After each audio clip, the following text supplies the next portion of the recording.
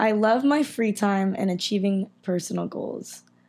I love being able to wake up in a day whenever I want with no plans for the day and doing whatever I want. I just like the freedom of being able to impulsively make plans that day and not having to plan out an itinerary for what's going to happen that day. I just like being able to be relaxed and do what I want on my own free time. And it just feels a lot less stress-free, and sometimes I tend to get very overwhelmed with routine and schedule. But when I do have a routine and schedule, I tend to achieve personal goals. So it feels very good to be able to achieve something and to put your mind to something and actually see the progress pay off. And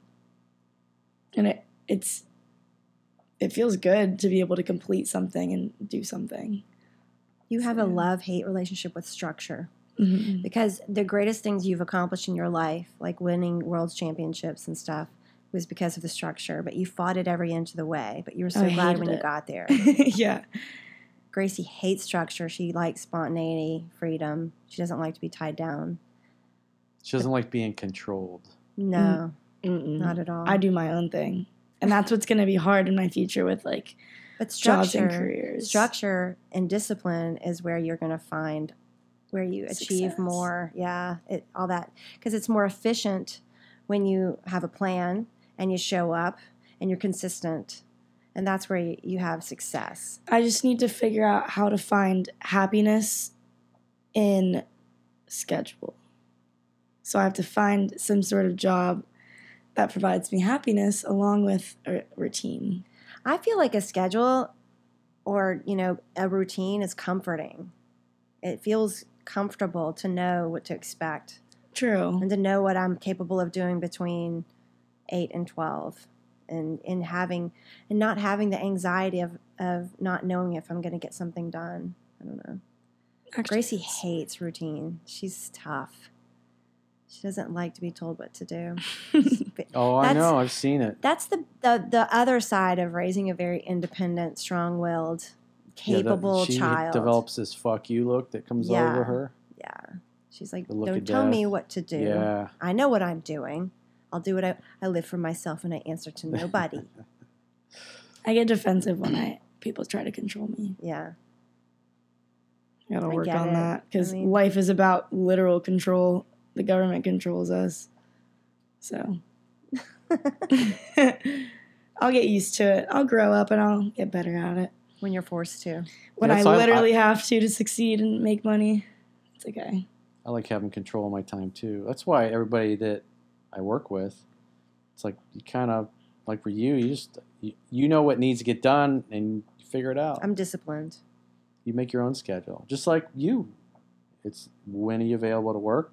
And then we fit you in to when our schedules line up. The more you take on, the more responsibility you take on, you have to make sure that happens. And you need structure. With responsibility comes one circuit a week. What is specifically one circuit?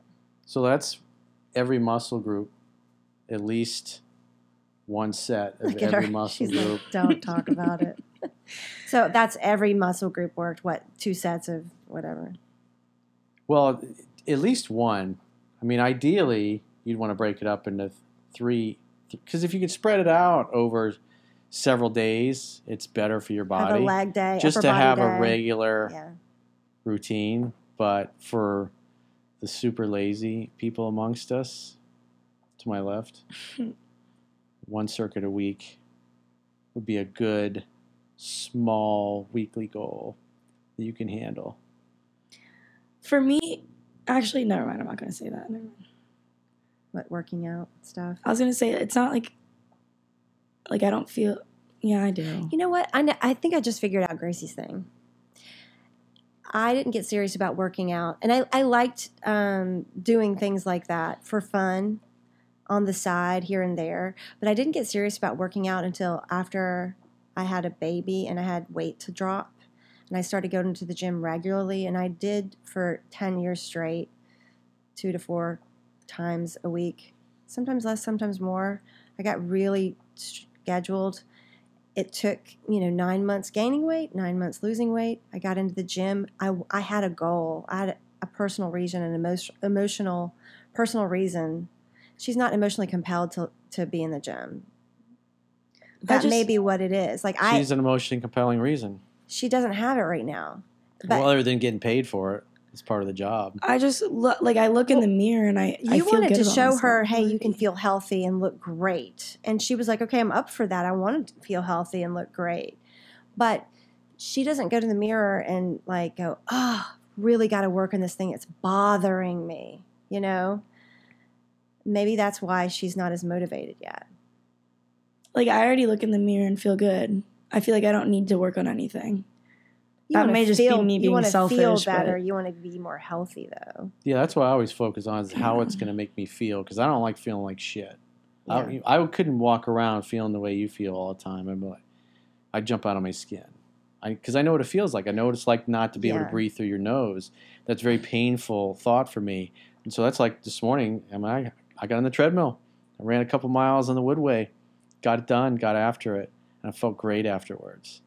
Versus, I don't really feel like it. I look good today. Let me just get up and take a shower. And I would just put some Afrin in.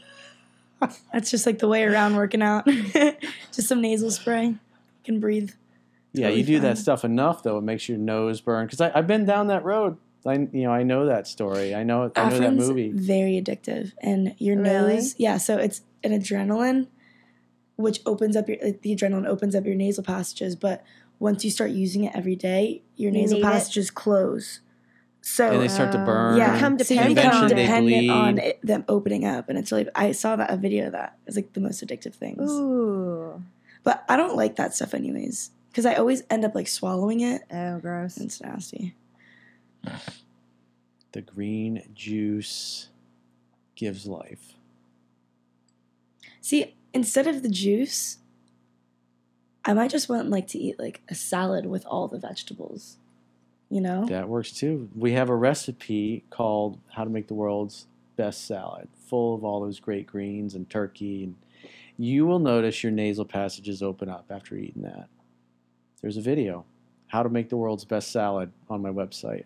You make a good turkey with a salad with the turkey. I learned that from Corey. Yeah, I raised my kids on that salad. It is the greatest salad. What nuts are in it? Corey uses lots of different nuts, but I use the organic mix. It has cranberries, pistachios. It's a mixture of nuts that I use. Walnuts are great. Yeah, on salads. it has all. It's basically a mixture, but I get the organic one because nuts are super toxic. You got to be careful with nuts, especially peanuts. Yeah. Ooh, I don't eat peanuts. I love peanuts, but they're not peanuts good have for you. I think it's 24 different carcinogenic fungi in them. Steer clear of peanuts. But yeah. Also, I you can put some quinoa in there. Five Guys peanuts. You cannot turn those down. True. See, I eat such bad food, but how can you not? It's you so will. good. You will for a little while until you put on about 30 pounds with a baby. Once I look in the mirror and I'm unhappy with my appearance, you're going to be motivated. I will try to fix it. And then you're going to access just Coach like your Corey mom. Wayne in your brain. You're going to go, like you know mom. what? Corey was right. Oh, when there's a problem, I need to fix it. Like your mom, she only goes to see Dominic when she's in pain. Oh, my back is killing me, Corey. What am I going to do? Go see Dominic. Oh, really? You think it's going to help? Yes, it'll help. Get your ass in there. All right, yeah, I'm going to call. And she's like, oh, my God, you're so right. Oh, I can't believe I stopped going. I'm never going to stop going now. It's so amazing. A month later, as soon as the pain's gone, but that's another example of structure. Is just another schedule to add to the list. You have to have those 3 visits on your calendar. You have to keep scheduling. You have to show up. You got that's commitment. Structure, added structure. It's just like going to the gym or going to buy all this stuff to make green juice. It's a lot of structure. Life is hard. Corey loves structure though. He thrives under structure. I like the freedom to be able to I wake up and my friends are like, let's do this. Yeah, but if I were to have a schedule, then I wouldn't be able to do it, and I get FOMO. That's a stupid thing. I'm that, the same though. I think like that because I'm a kid. but- I try to make the least amount of plans as possible so that I'm always flexible. I love my free time and achieving personal goals. What are some of your personal goals?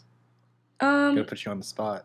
What's Gracie's goals? GG's. What are the GG's? My goals are honestly just to keep walking. Keep living. Keep Okay, that's a good goal to living. have. I always strive for like happiness. Happiness is so hard to achieve nowadays. And honestly just in life, like it's hard to just be happy.